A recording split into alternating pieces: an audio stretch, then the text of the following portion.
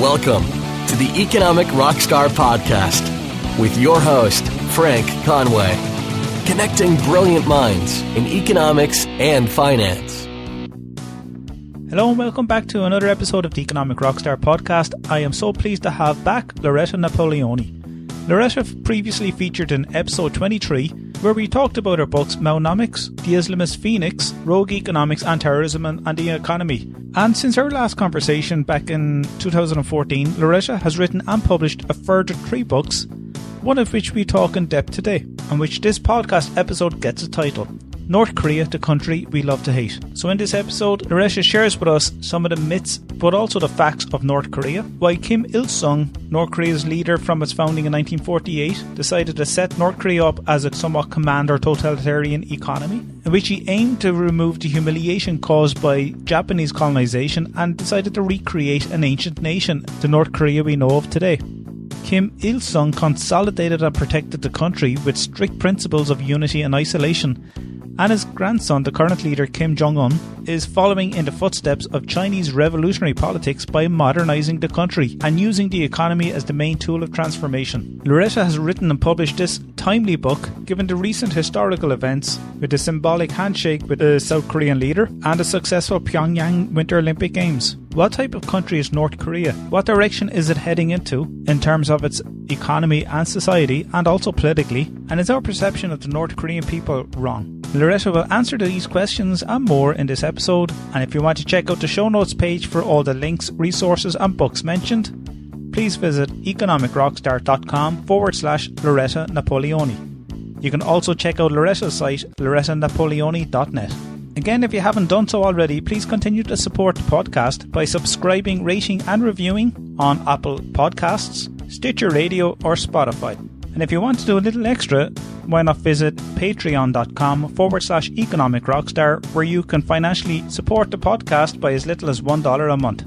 And this week's episode is supported by David Zetland, who is supporting the podcast on one of the levels of patreon.com. Thanks, David, for your generous contribution.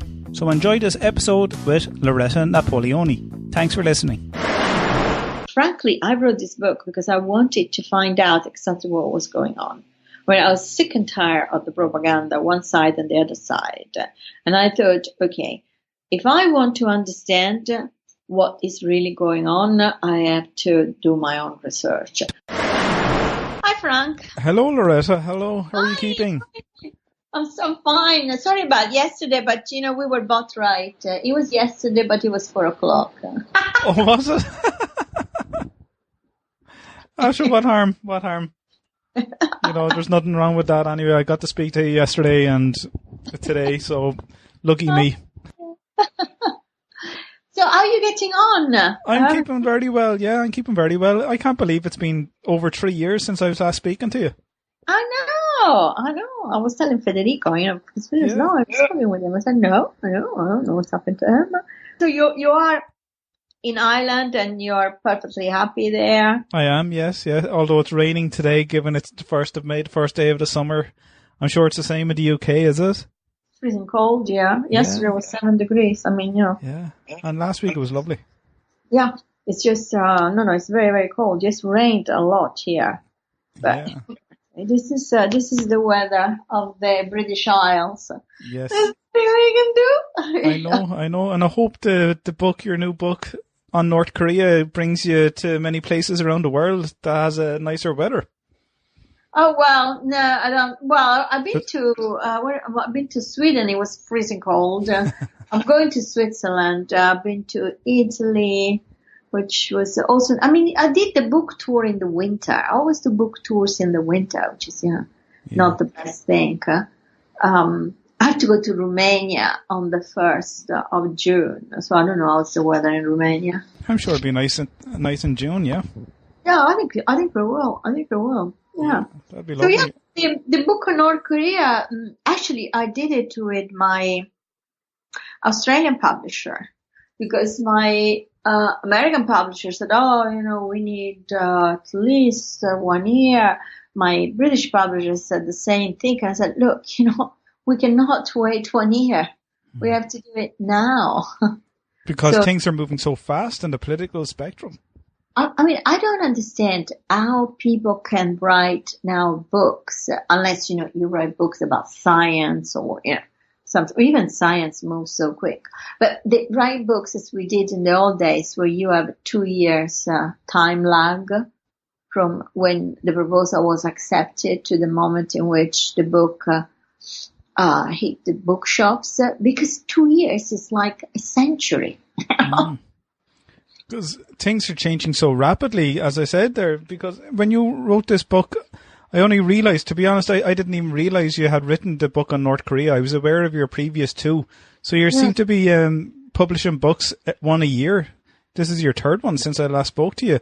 But things are happening so fast, regarding the US and North and South Korea, that this book is absolutely timely. And if you had to delay a year, then it's old news. Exactly. That's why. I mean, I know this is what I told them, but they said, "No, we can't do this." Blah blah blah. I wonder, is there something behind all that, though? Would you be speculating in terms of, given that they're US and UK, did they not want to touch it, as it might upset some people in politics? I don't know. I mean, I actually thought about that because, especially the UK, because the UK was very keen on publishing Atlantic, and the other book did very, very well. And then all of a sudden they said, "Oh no, we don't have space in the catalog." So I said, "Okay, fine. Yeah. If you don't have space in the catalog, if you worry more about the catalog than what you're publishing, I don't know. I think this is very, very sensitive. And when I wrote the book, which is in the fall, the perception of people about North Korea was very different. And do you think that that perception is due to the location? You said the perception of people in the West, is it, about North Korea is so different back then? Yeah. And is it that it's changed now, or it's different to other parts of the world? No, I think it's changed now because, I mean, let's not forget 2017 is the year in which they were firing long-range ballistic missiles almost every other month. Yeah. So it's also the year in which Kim Jong-un was presented as a sort of deranged individual. It was, on one hand, it was ridiculed because he's fat and because he's chubby and all this stuff. He has this incredible haircut also, which, by the way, now is becoming fashionable. And on the other hand, it was perceived as a sort of brutal dictator, I mean, similar to Stalin. While in the book, I actually say it's not like that at all. I mean, he's actually a very skillful politician. He's manipulating world public opinion. He has engaged in a relationship, even through insults, with the U.S. president. Well, before, North Korea never could do this kind, I mean, never achieved this kind of engagement. I mean, he had the U.S. president, Donald Trump, answering him directly through Twitter. I mean, it has never happened before. It is amazing because when I read that in the opening of your book, when I saw the preview on Amazon where they allow you to read something like 20 pages, my eyebrows raised when you said that it's because the perception in the West about how this person is almost like an evil dictator, and you're straight away saying that's not the case. He is he's great at propaganda.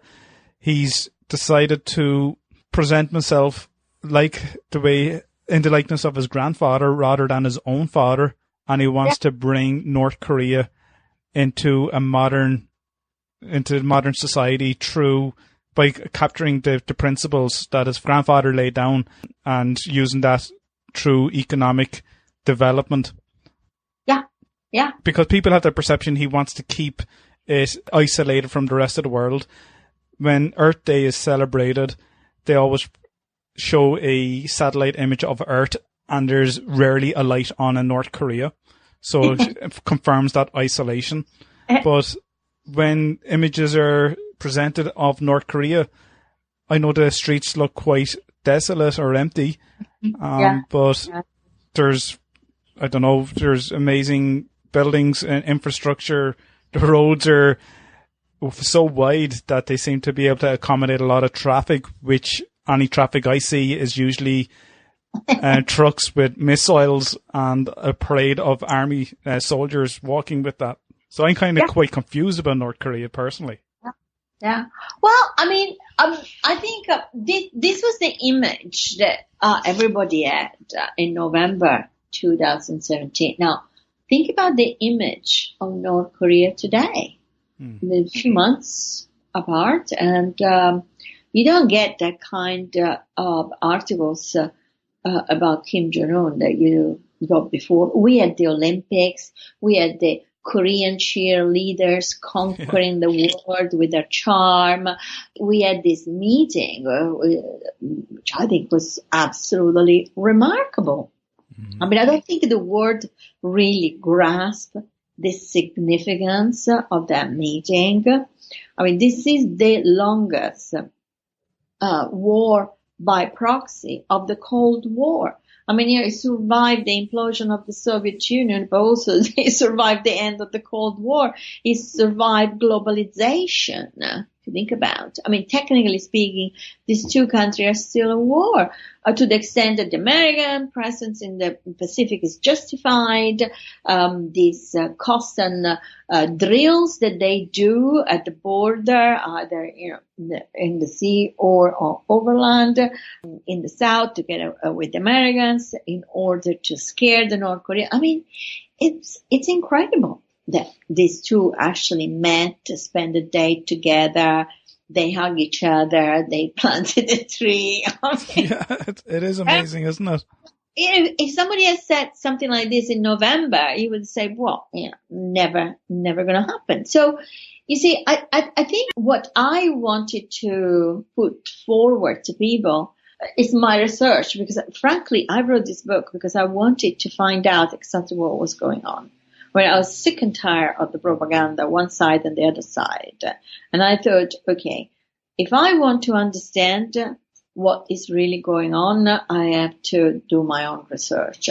So from my own research, it emerged what is written in the book is that actually there is a plan, there is a master plan, and this master plan is not very different from the initial master plan, which was drawn by Kim Il-sung, the grandfather of Kim Jong-un.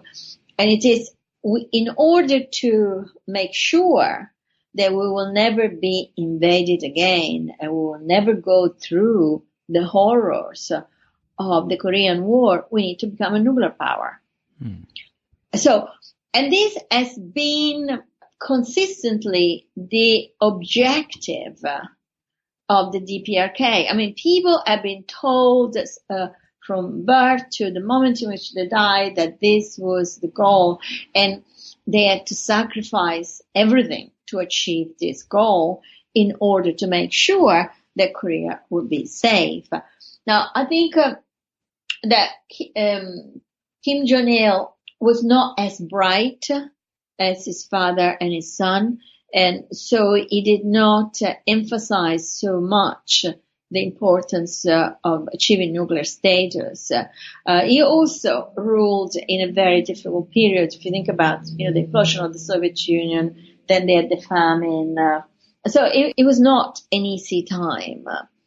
But even so, the nuclear program carried on in secrecy, through certain kind of spying activities.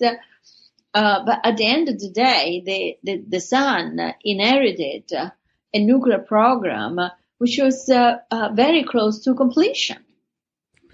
And this is where the emphasis came. I mean, he knew he could complete the program in a relatively short time. He could not engage with the Obama administration because the Obama administration ignored basically North Korea. They didn't do anything. And then he had this great opportunity with Trump. And would you think they are like-minded? in terms of their personalities, that they actually are able to communicate with each other so well, even though it might be kind of insults on Twitter. Yeah, I mean, I think it doesn't matter how you engage. The important thing is you engage. In Donald Trump did say before being elected that North Korea was going to be one of the biggest issue. He also accused the previous three administrations to have done nothing. So, I mean, it was not a situation where all of a sudden a new president shows willingness to engage. I think it was clear that North Korea was going to be one of the most important issues. So Kim Jong-un had that advantage. But the way he exploited that advantage, I think, is remarkable. Because, I mean, if you think about the 2017, I mean, his speech at the opening of 2017, the New Year speech, he said, this is going to be the year in which we'll complete our nuclear program, and by the end of the year we'll be a nuclear power. That was it. That was his promise. And he began in January, and his missile test took place always during very special occasion in the United States in order to provoke to the maximum Donald Trump. Yes. I think there was an error in Hawaii where they believed a missile from North Korea was coming in their direction. Yeah. Given that's an example of, I think it was an error. Someone pressed the button by mistake, but everyone is on edge really with this nuclear program that North Korea are following. Yeah, absolutely. And do you think they have do you think it's okay for them to follow that nuclear program? Because when you read into the history, as you mentioned, the Korean War, then they wanted to isolate themselves and stop themselves from being colonized in the near future. Their family was imprisoned, they were killed, and now they have this reason as to why they don't want to be the subject to colonization anymore or aggression. Well, I think it's natural that a country doesn't want to be colonized. It's also natural that a country wants to be independent. I don't think this is different from what people in Europe, for example, feel. I think what is different is the fact that history has a different timing in North Korea, meaning the horrors of the Korean War are perceived as something very close in time, because the regime has used its power in order to instill in people's mind the fear of a repetition of that kind of tragedy. You see, for us, World War II is very, very distant because, of course, we don't talk about that. I mean, yes, of course, we commemorate the end of the war. We respect the people that died during the war, but it's not something that is repeated on a daily basis. Oh, there is this danger, this thing can happen again. On the contrary, actually, we think that a war in Europe it's really something foreign that doesn't have anything to do with what we. I mean, it's almost like a feature of the past. Well, in their case, it's not like that at all. So that justifies the sacrifices that the country had to make in order to achieve a nuclear status, but also that reinforces this self-reliance concept, whereby the world outside our border is super dangerous. Therefore, we have to rely as much as we can upon ourselves, our own resources, and interact as little as we can with this world. Have you interviewed people from North Korea who can confirm what you've just said there, that independent of, say, the propaganda or the fear, that the Democratic People's Republic of Korea would impose on their citizens. Like, we hear of stories of people escaping and going to South Korea and revealing the hardships that they're undergoing. Well, I mean, I did interview lots of people from North Korea. My best sources, to be honest, have been foreign diplomats living in North Korea, especially in Pyongyang, and high-ranking military officers who are stationed along the demilitarized zone. They gave me an insight into life in North Korea, which of course you don't get from the dissidents, for example. They warned me also against the dissidents. I said, number one, there is a very small number of dissidents, which is quite interesting. It's not because it is so difficult to escape the regime. It is because it's very painful for them to run away from home. The concept of the nation is based upon the purity of the race, and they really believe that they are the purest of the race. It's also based upon the love for the nation, for the country, which they perceive as the most beautiful country in the world. So detaching themselves from these very, very strong ties is very, very difficult. But the other important thing is that most of the dissidents will tell you what you want to hear. Yes. So, so they know that the horror story, which of course do take place, I'm not denying that, but they know that this is what you from the West, the Western media want to hear in order to reinforce your vision of North Korea. But this is not the truth. I mean, the truth is infinitely more complex. For example, one of the things that I discovered is this flexibility of the economy, which is something I did not know.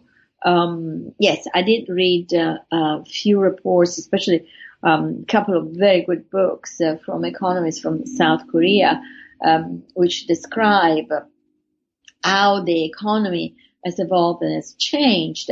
But I did not realize until I spoke with people who actually live there or have lived there for quite a long time, how much affects everybody, meaning you have a back garden, a tiny one, you can have your own produce, and you can sell it.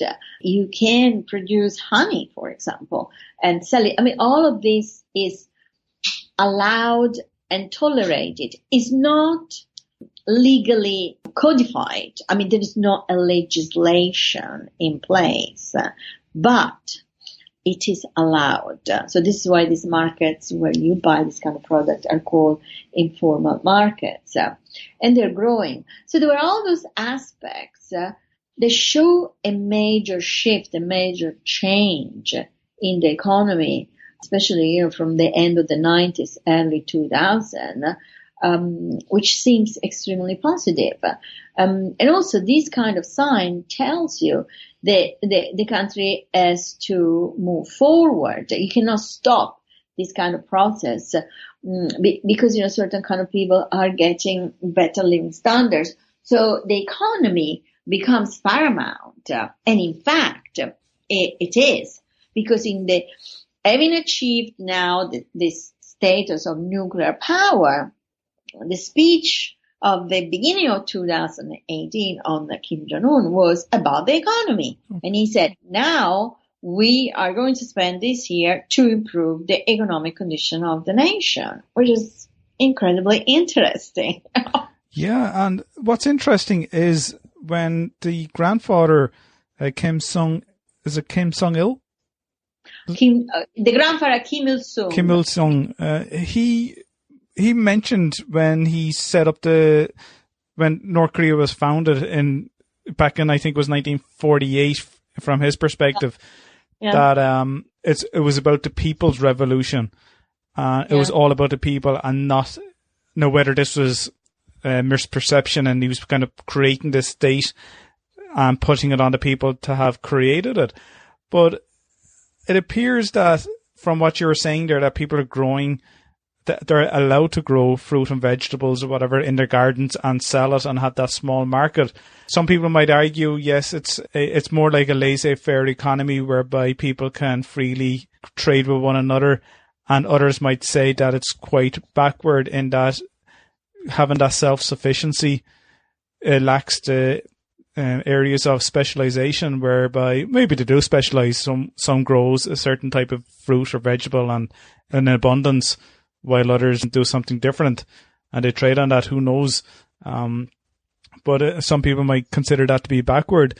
But as you mentioned there, Kim Jong-un is now focusing on the economy in order to bring it from the state of what appears to be a backward command economy into something that is more open to perhaps trade, international trade with other countries and modernization.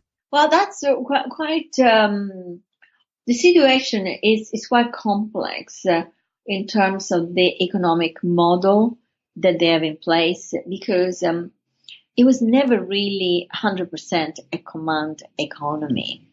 I mean, it was to the extent that the state was supposed to supply every single individual with enough food to survive. This is right at the beginning, of course, especially after the Korean War.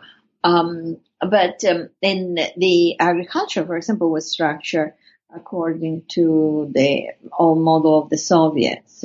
So they had cooperatives.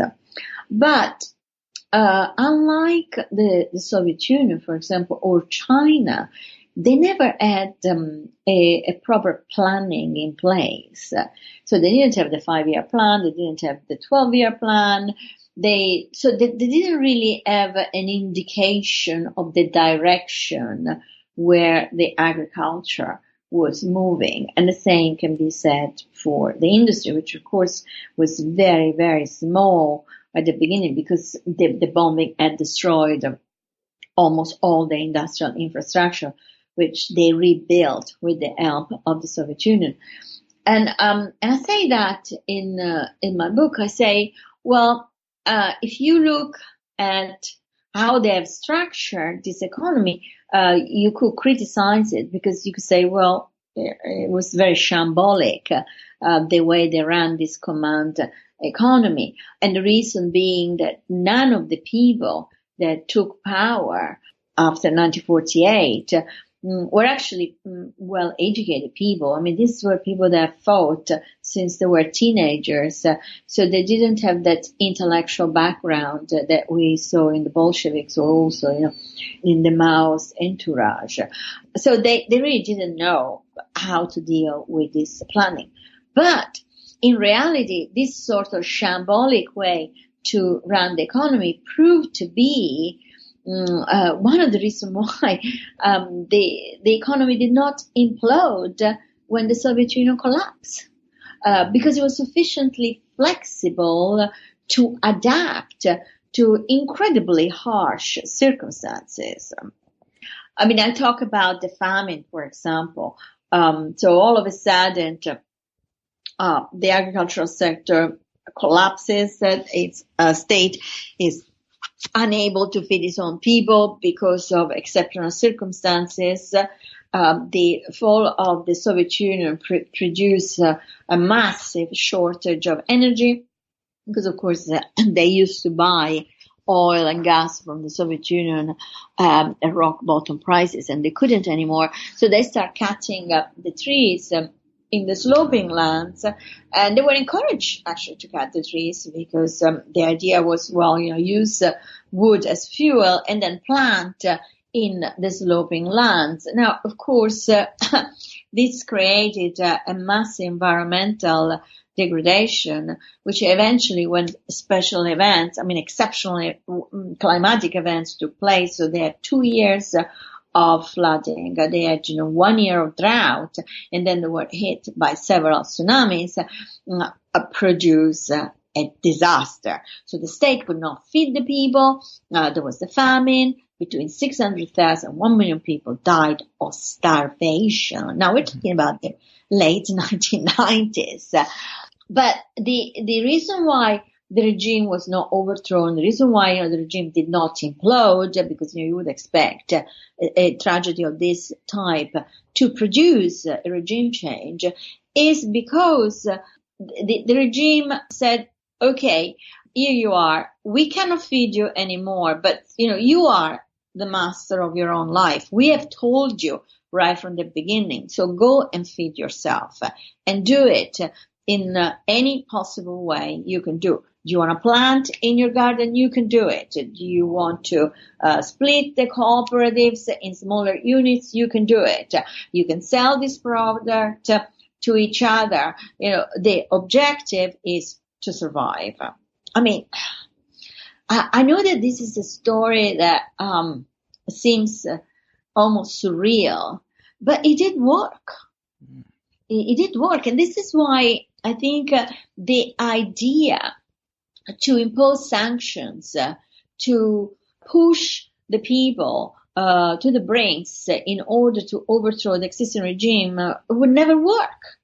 Because, this is a regime that survived something much worse than international sanctions, and survived thanks to this flexibility. So it's not a communist country. It's something completely different. It's a dynastic regime based upon blood.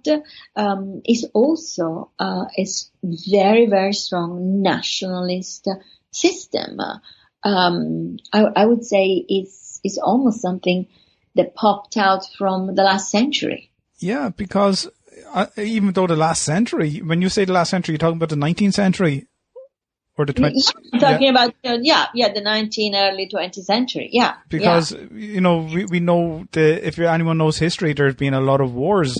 And even the 20th century, like when you were saying about they were encouraged to plant in their back gardens and to grow their own food. I'm sure, I don't know anyone else's history, but in Ireland anyway, during World War II, we had a state of neutrality. And we abstained from joining the war effort. Some people joined certain armies. Some Irish people had to go abroad and enlist in other armies. But our president would have encouraged everyone to become self-sufficient and to use their gardens to grow their food.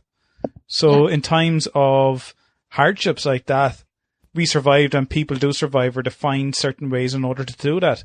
But they will want eventually change, I'm sure. People will want change. So when an economy becomes more modern and money starts to flow a bit more, and people do have the intelligence to maybe to be a doctor and whatever else it is, they don't want to be growing their own fruit and vegetables. And you will end up with changes to the social class structure. And we know from French history, Italian history, Russians as well, you mentioned the Bolsheviks. When there's an awareness that there's social class history, one of those classes will eventually suffer, because of the masses will want, or the majority who may have an economic minority would eventually, perhaps, I don't know, would rise up and create changes, unless they have a state like North Korea who are very good at creating that. I don't know if it's totalitarianism, but may be able to control the masses and for a prolonged period if it's ingrained in them. I think you're right about economic change that will bring modernization, which eventually will bring a desire to modify the political system. I'm thinking about the caste system, for example. North Korea is a country that is socially divided in very, very static caste. So you're born into a caste and you stay there all your life. So if you're born in a low caste and you want to become a doctor, no matter how bright you are, it's not going to happen. Wow. So, that is, I think, the difference with the Chinese, I mean, the Chinese system, yes, it was dynastic, and there were periods in which, the caste system was similar. But in China, you always had one channel of mobility, which was through education and intelligence. So if you were very bright, there's the famous Confucian story of the son of the pig's farmer who can become a mandarin, of course, because he's bright. So there was that channel that in Korea, it never existed. So that's something I think that they have to work on it eventually, because people will not accept a society that is as static as it was in the 15th century. So that's the first obstacle. I think, the other obstacle, of course, is going to be how the regime is going to evolve. Because, I mean, it's clear to me that what Kim is doing now is to make a deal with South Korea, use this new agreement to build a very strong economy in the peninsula. And, this is the same country. If you think about it, it's been a country for 3,000 years. So, the north is very rich in resources. The south was the rice basket, but now the south also is technologically very, very advanced. So there are these interdependencies that can develop, which can be extremely beneficial for both countries. I mean, cheap labor from the north, for example, a technology coming from the south. And I think what Kim is trying to do is to re-legitimize the existence of the regime based upon economic success. Do you know of any goods, come to think of it, that may be exported from North Korea that other countries import? I don't know if the US imports any goods from North Korea, or maybe they do through the South, or there is a factory that's on the border that both North and South Koreans come to and work. I don't know what they produce. It's a very large factory. I'm just wondering, do they have any exports as such? Well, I mean, they export, number one, they cannot export because, of course, the sanction has been in place for a long time. I mean, there have been new rounds of sanctions, but North Korea has been under sanction for decades, one way or another. So they export minerals to China. China, 90% almost of their export goes to China, then from China to somewhere else. But it's mostly coal and minerals. They also have mines of rare earth minerals, which of course is very important for the electronic industry. There was they created a sort of special economic zone near the demilitarized zone where South Korean industrialists could produce their products using North Korean labor. But the product was made in South Korea. It was not. Although the special economic zones were in the north. Those zones were closed because of the sanctions again. So really, you have to look at the so-called illegal kind of trade to find important products. And these are, of course, weapons. They are a very big producer of weapons. The weapons are sold illegally because, breaking the ban due to the sanctions to countries like Sudan, for example. So it's a rogue state to rogue state kind of trade. They also produce methamphetamine, which they sell in Southeast Asia. And then there is the nuclear technology, the missiles, the long-range missiles. So these are more or less, the most important product that they export. So with the development of nuclear weapons, they obviously have or are very specialized in technology, especially when they try to have this cyber warfare with other countries. I'm sure that's a lot of that goes on, and it is sourced in North Korea. I know there's been some cyber attacks that have been linked back to, say, Russia or China. I'm not sure there was any from North Korea, but if they have this skill set to develop certain technologies like long-range nuclear missiles or nukes, then do they not have an incentive to redirect that intelligence and, I suppose, have the economies of scale or economies of scope to build up certain industries and become specialized in certain tech or pharmaceuticals, even given your methamphetamines?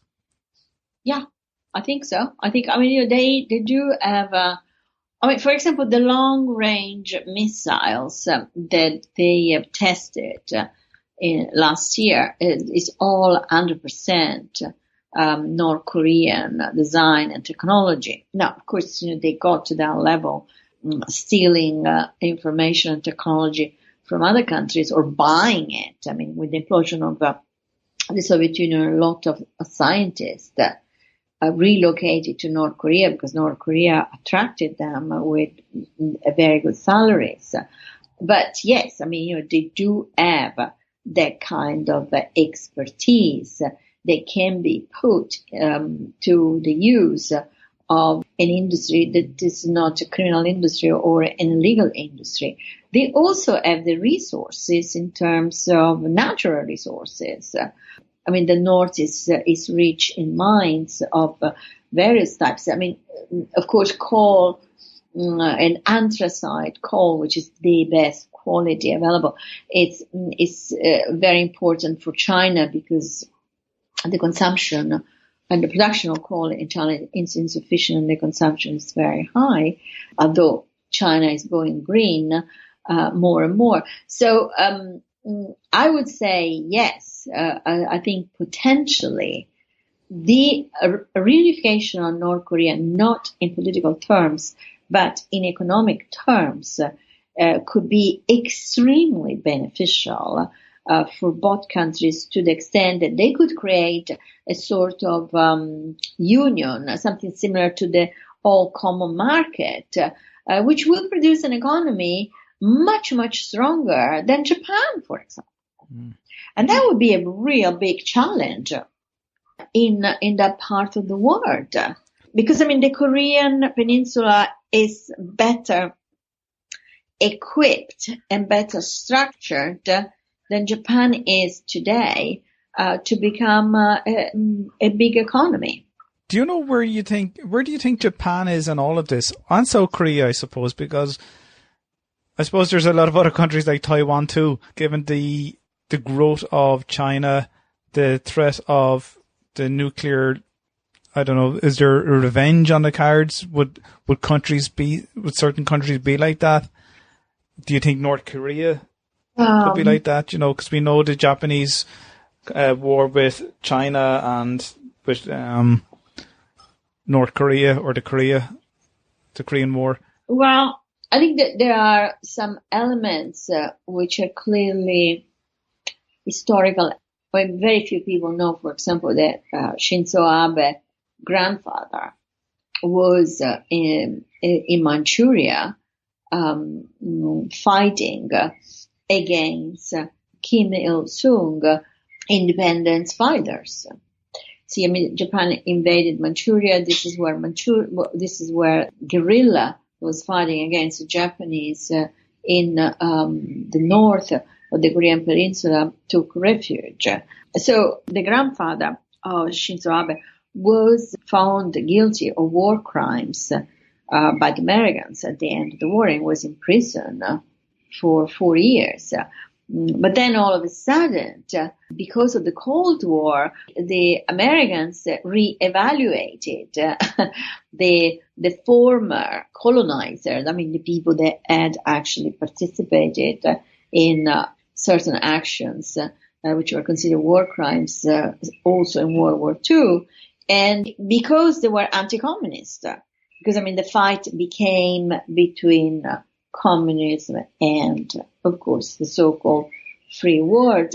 So now the grandson is prime minister, and the grandson of Kim Il-sung is the ruler of North Korea. So it's almost personal. And stories like this, there are many. So there's this historical personal element in place. But I think there is also the economic argument. The Japanese economy is not doing very well. It hasn't been doing very well for a very long time. It's in a sort of stalemate produced by a very quick industrialization, a monetary policy of which they're still paying the consequences. And Japan sits next to China also. So there are all these elements, I think, that justify the fact that Japanese may actually not be very happy to a peaceful solution of this conflict that, technically speaking, is still on between the North and the South of Korea. So far our conversation has been about conflict, aggression, propaganda, isolation, and totalitarianism. And as you were talking there about Japan, the irony of it is there's a lovely sound of a bird twittering away in the background on your side. And I don't know if you were tuned in on that, were you? No, there is what? I could hear a bird singing in the background. Oh, yeah, it's in the garden. Yeah. Yeah, so I was just saying it's very ironic where the bird could represent peace or freedom. That we are talking about the opposite. Yeah. In your book, you have a section on fun and ordinary life in North Korea. Yeah. And we saw the cheerleaders in Pyongyang at the Winter Olympics, and they were in their red in sync with one another, cheering on their athletes. And anytime you also see at the parades, you have people having practiced this outward appearance of being a happy nation and celebrating and having fun, but people might see beyond that as being a certain degree of propaganda. What is ordinary life like in North Korea? And do they actually have the fun that we in the West may enjoy? And to what extent?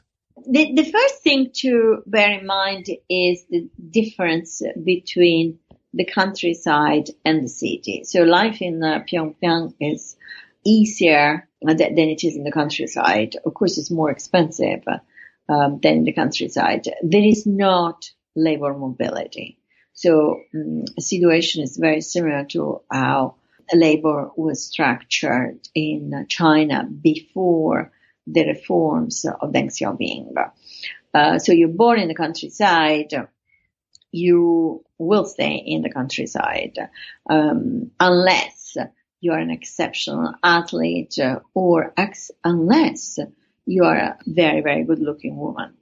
So the cheerleaders, for example, I don't know if you have noticed it, but they're astonishing, beautiful girls. So they're pick and select all over the country. The same is true for when you see the big parades, or when you see the women, police women directing the traffic in Pyongyang. So that's the first difference. But having said that, you have the same entertainment and the same enjoyment in the countryside that you have in the city. So they love music. They love singing. So karaoke is a big thing. They love dancing. So there's all these sort of celebration of life activities. They hike. They go to the cinema. That's of course primarily in Pyongyang. But they enjoy soap opera from the south, because of course, the soap opera from the north is non-existent. So people get married, people love each other. It's a very Puritan society. You don't see people kissing in the street. This is just not acceptable. So there is it's not a society that manifests openly their feeling as we do, for example. But that doesn't mean that the teenagers do not fall in love. So I would say that overall, it is ordinary life. It's very similar to ordinary life anywhere else. you have the same desire, needs, principle that you have everywhere else. Now, of course, the consumerism is contained because you cannot have access, but also you do not get stimulated. The internet is blocked. They have their own internal, the intranet. Very few people have access to the internet. So I would say that it is a society that is not a consumerist society. If I can draw a parallel with life in Eastern Europe, where I lived during the communist regime, so behind the Iron Curtain, I would say that they are less aware of what the West has to offer than people living in the Soviet bloc during the Cold War. So there is less awareness, so there is less desire. But that doesn't mean that the moment in which they open up, they will not want to have exactly the same Nike shoes that we want to wear. I watched a documentary there a number of years ago, and they smuggle USB sticks from the south to the north so that the North Koreans can watch Western movies, maybe read books. So there's a lot of smuggling going on. And I'm sure the repercussions, if you're caught with that, would be almost like life in prison. Yeah, I think there are different. There is a chapter in the book also which is called Crime and Punishment. So the judiciary system, it's very feudal. So depending on which is your caste, you will be judged more or less leniently. Yeah. That's the first thing. There are certain kind of crimes which command the maximum penalty, and these are crimes against the state. So, any kind of attempt to overthrow the regime or to undermine the regime. Smuggling, I would say, falls in the middle category. Depends how much you're smuggling, what you're smuggling. Corruption also falls into the middle category. Theft, on the other hand, depending on what you're stealing, can be punished much more than smuggling. So it depends. It depends on what you're doing in relationship to the maintenance of the regime, because the entire system is based upon the protection, defense, and maintenance of the existing regime. Like even when you were saying that about crimes against the state, back in September 2017, you're aware of the US student who was, before he was departing North Korea, took a poster, a government poster, a propaganda poster from a post or from a pole or something on the street, and was caught at the airport and was detained, and we know what happened there. It was a fatal outcome on his return back to the US.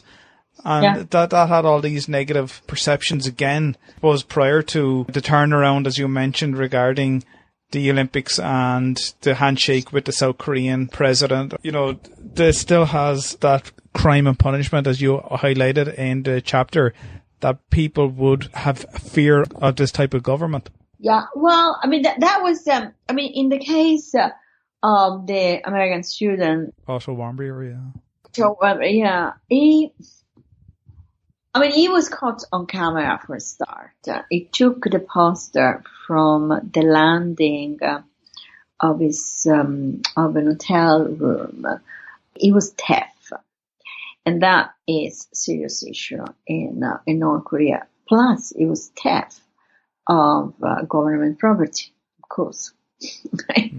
So, unfortunately, what happened is that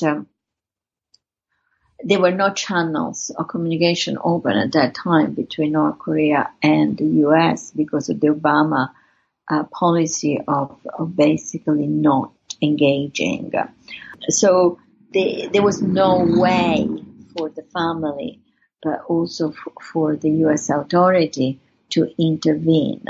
It was extremely unfortunate because other people, that have been arrested for crime even bigger than this were actually freed. I'm not saying the same year, but in the previous year. So now at the moment there are two people still, two Americans in prison in North Korea, and apparently when Pompeo went there, to the Secretary of State of the U.S. went there to discuss the meeting between Donald Trump and Kim Jong-un, he specifically said that the freedom of the two Americans have to be part of the deal. So we'll see what's happened.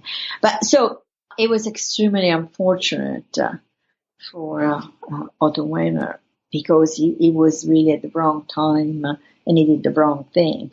Yeah, I mean, I think that's a serious tragedy. But that's the kind of system that it is. There is no justice. There is the concept of justice does not exist. Loretta, what's next for you? You seem to be always working hard. Well, I don't know. I'm thinking there's so much to analyze. I think at the moment, what I would like to do is basically trying to understand better what happens in current affairs almost on a daily basis. There's so much confusion. I'm just trying to get my bearings on that. I mean, I thought, the next enemy for sure is going to be Iran, and they all position themselves to do that. But there is also the economy. The economy is the big question mark. Why is the economy, the stock market, for example, why is the stock market not collapsing, considering what is happening in the world? I mean, there's going to be a trade war between China, the U.S., between Europe and the U.S. This is serious. Very serious. And yet, seems like almost that the market is not reacting to that. I don't know. A few years ago, I would have said myself that it was due to the money supply or the quantitative easing, and also the banning of short sellers. But as things move on, like we kind of have moved quite a bit on from that. That I also wonder why the market hasn't collapsed. It's 9 years on since the last one. And we are at all-time highs. Yeah. So the questions are, when is it going to happen? What's going to be the trigger? I look around me to see what the trigger is going to be. We saw there was the tech bubble before, then the financial crisis or the housing market. I can't really pinpoint on anything now unless it's the bond market, but who knows? Well, the trade wars could trigger. I mean, at the moment, we have only threatening issues. So, the U.S. is threatening China, China is threatening the U.S. But in Europe, I mean, today is the 1st of May, and this is the day that the tariff that are imposed upon the aluminium and steel from Europe by the U.S. should technically get in place, because they were exempt when the EU was exempt until today. So this is going to be a serious issue. Well, what will be interesting, and I'll actually put that question to my next guest, who will be Michael Koval of the Trend Following series. And I'm sure he would say that trend followers will look at price action. And at the moment, the stock market seems to be hitting around its 200-day moving average and coming off that. And whether we'll know what the actual parameters or the variables are that contribute to a stock market collapse may be identified in hindsight. But people who are trading markets presently may trade based on price action, and if it dips below a 200-day moving average, it may fall below its support line, and then we might see a fall down toward a certain level. Who knows? So that could be something I could continue on with a trader to find out if they have any insights.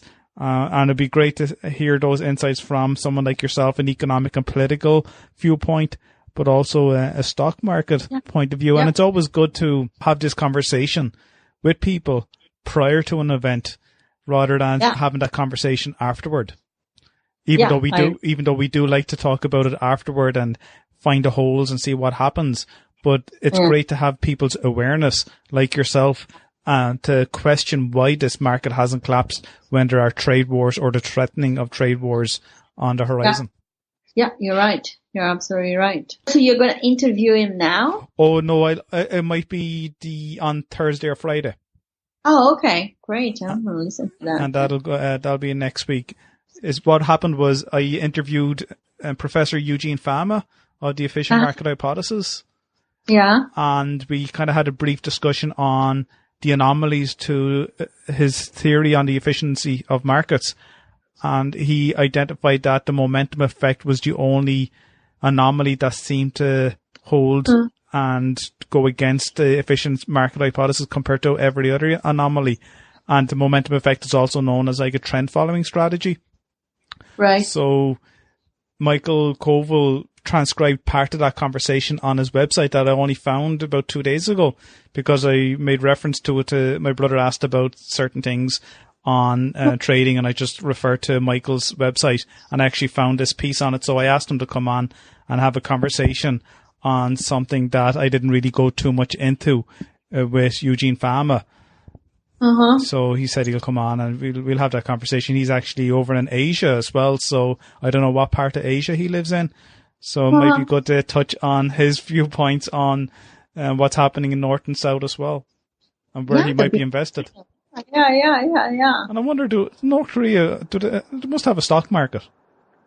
I must check that out.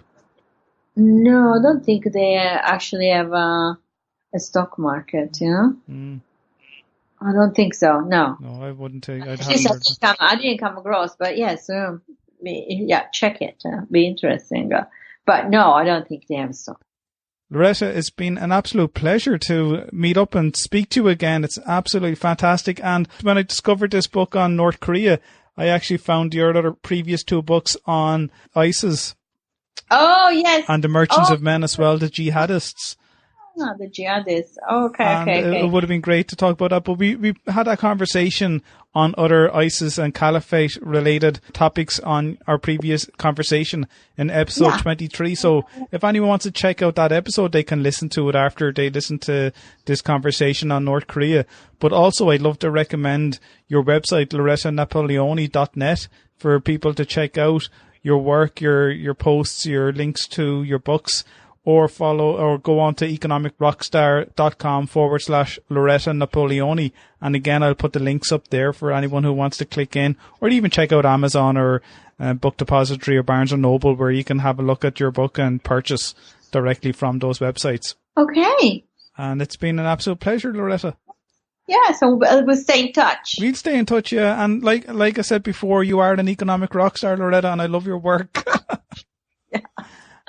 Yeah. I mean, I'll send you an email and maybe we'll have a chat, because I was thinking to do something, maybe, once a month to do. My children say, Mom, you should do a podcast once a month, and they should circulate in the universities. I think that would be fantastic, because you have a number of TED Talks, you do interviews, I've seen them on YouTube. Recently, you're on BBC Live. You posted that on Twitter, and I tried to look for it and I couldn't find the link, and I wasn't able to listen live, you see, and I couldn't find a recording of it. But what would be what would be great would be to use that content and have that conversation, and even this conversation with me. That could be your podcast episode as well. You could use that. Even though I've recorded, I could send you on the audio. You could use that as a podcast. For your own podcast. So I think it'd be absolutely fantastic. And other people I've spoken to other people who have had on the podcast recently, and I think they would be amazing to have their own too, because it'd be very interesting. Yeah, I think, anyway, I'll get in touch with you because I need some information also. Yeah. Okay. I'd be very happy to help. Thank you, Fran. Thank you. Okay. Great. All right then. Have a good week and enjoy your weekend. Bye. Bye.